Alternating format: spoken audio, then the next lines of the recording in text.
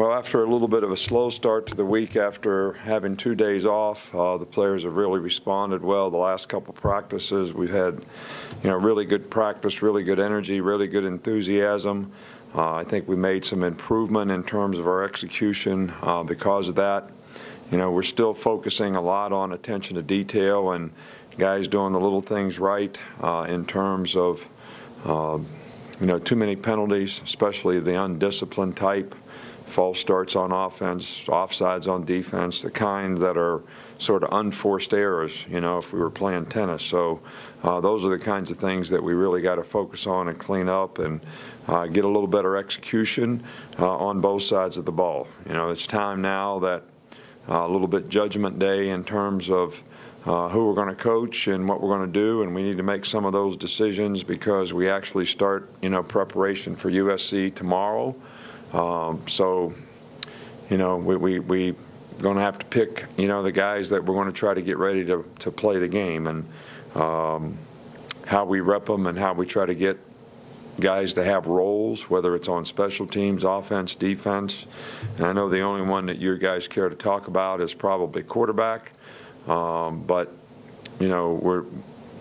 it is what it is. We've really shared the reps with the guys. We've tried to give guys a little bit more rhythm in terms of the number of reps they got and see how they respond to it. And, as of right now, there's no decision that has been made on anyone in particular. And, we're going to continue to do that until somebody sort of takes the bull by the horns and does what we think he needs to do to have a chance to play winning football for us on offense. And I'm not disappointed at all in the progress that any of the guys have made, but at the same time, nobody's really, I think, sort of forged ahead, either. We don't have a lot of injuries to speak of. Shank is the only guy that hasn't practiced. He's kind of day-to-day. I missed the last 2 days with, not anything that's serious, so we hope to get him back soon. And his status for the game has still not been determined from my standpoint anyway. But everybody else was out there practicing, and, Dalvin Tomlinson's been back all week and practiced really well. So, we got a lot of young players that have a chance to contribute, to this team this year. So we really worked hard to try to focus on some of those guys in terms of helping their development so that they can go out there and play with a little confidence and know what they're doing. And that's going to be certainly a point of emphasis from here on out in terms of the preparation for the game. We'll start here in the middle with Michael. You touched on it, but I was just wondering your process for deciding who plays between that second scrimmage and the first week. What's that process like for you? What's the discussion like? And is it hard for someone to not make that list and then to climb back into it after the season starts? Well, I think, no, it's not hard at all. We watch the films on both sides each day. Some of the players have to go work. Offensive players have to go work against the defense. Defensive players have to go work against the offense. And those guys are still in the meetings. We're still trying to coach them. We're still trying to teach them. We just can't rep everybody every day. You got to kind of take two teams and the guys that have a role and, rep those particular guys. But you're also trying to bring along the other guys. And, when we do that, when we practice good against good, we try to get some of those guys in there and continue to develop them because, if you lose players throughout the season, some of those guys are going to move up.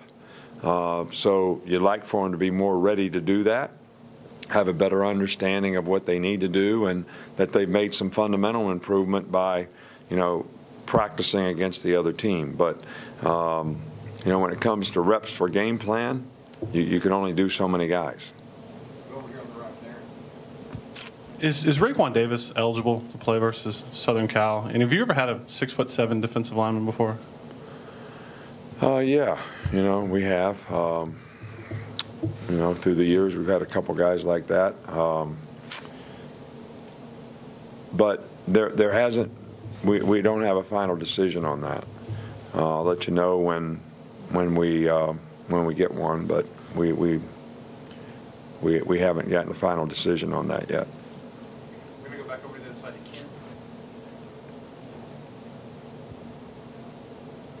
just wanted to ask you about Deron Payne, what kind of camp he's had, and just his development over the last year, I guess. Right. Deron Payne played very well for us last year. He didn't play a lot in nickel, but really did a good job in regular, and his role was expanded.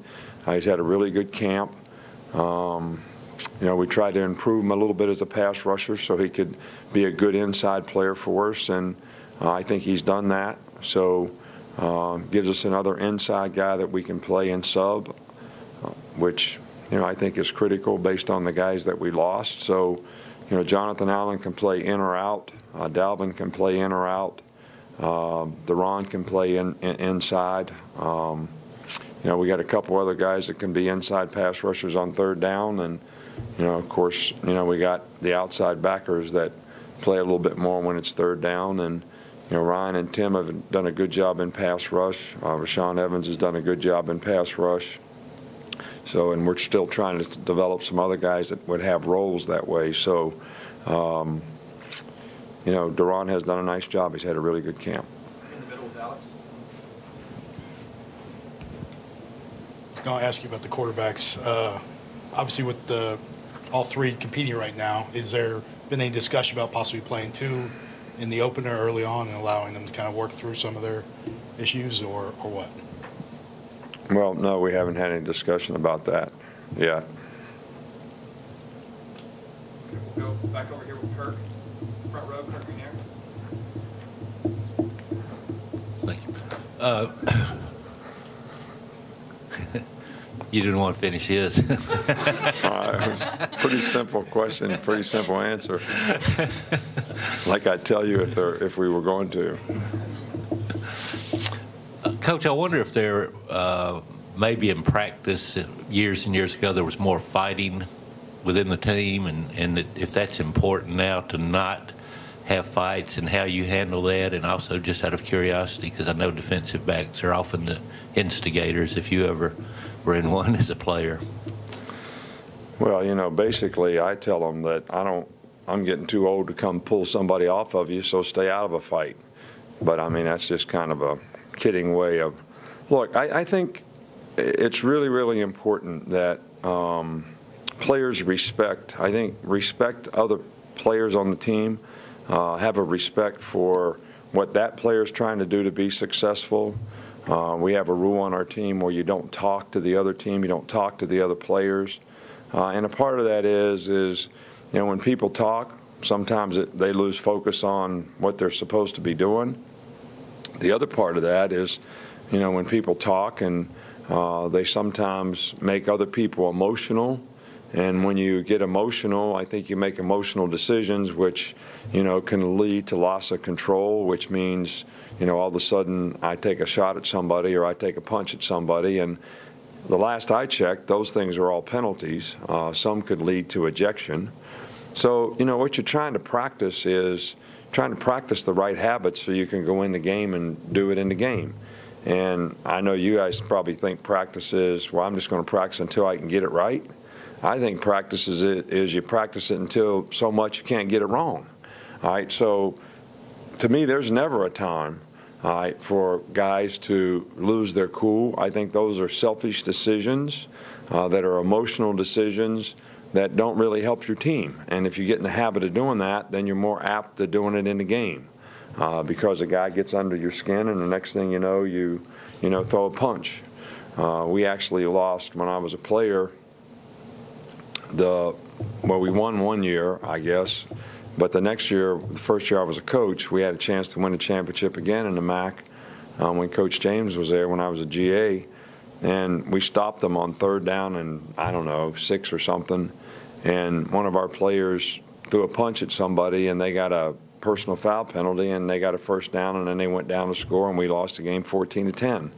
So I always think that and I've been around people that handle this a lot of different ways.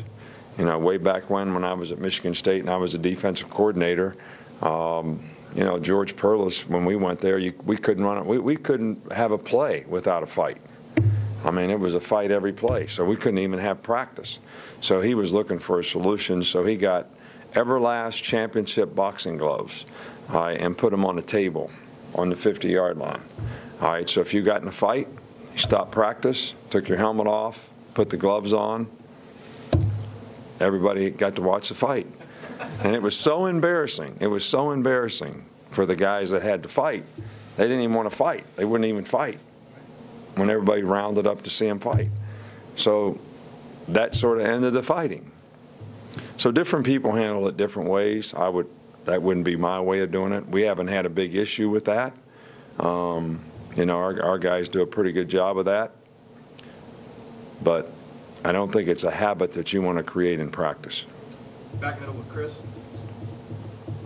The way that Lane's been able to kind of have sort of a different offense with Blake and then Jake last year, is that something that's really rare for an offensive coordinator to be that flexible? Well, I think our system on offense is pretty flexible, and I think, you know, if you look at it, we had a little different offense when A.J. was here too. So, you know, it's a part of our philosophy to adapt, all of our philosophy, I think, to adapt to what the players that we have can do. And I think that starts with the quarterback.